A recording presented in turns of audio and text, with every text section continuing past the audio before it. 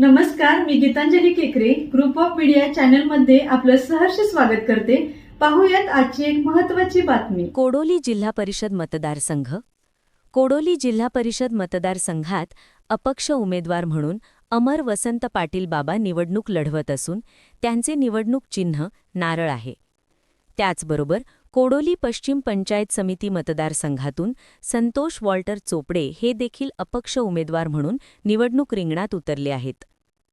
या दोन्ही अपक्ष उमेदवारांनी एकत्र येत युती करत प्रस्थापित राजकीय पक्षांच्या उमेदवारांसमोर आव्हान निर्माण केले असल्याचे चित्र दिसत आहे।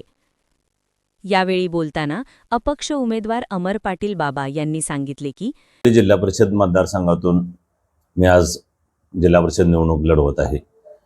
जनतेने 24 तास उपलब्ध असणारा किंवा नेहमी उपलब्ध असणारा कार्यकर्ता म्हणून मला आज उमेदवारी दिलेली आहे।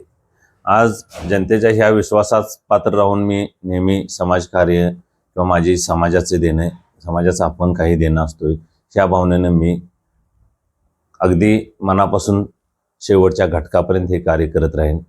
ग्रुप ऑफ मीडिया, तुमचं विश्वासाचं व्यासपीठ। ग्रुप ऑफ मीडिया चॅनलला लाईक करा, सबस्क्राईब करा आणि शेअर करा।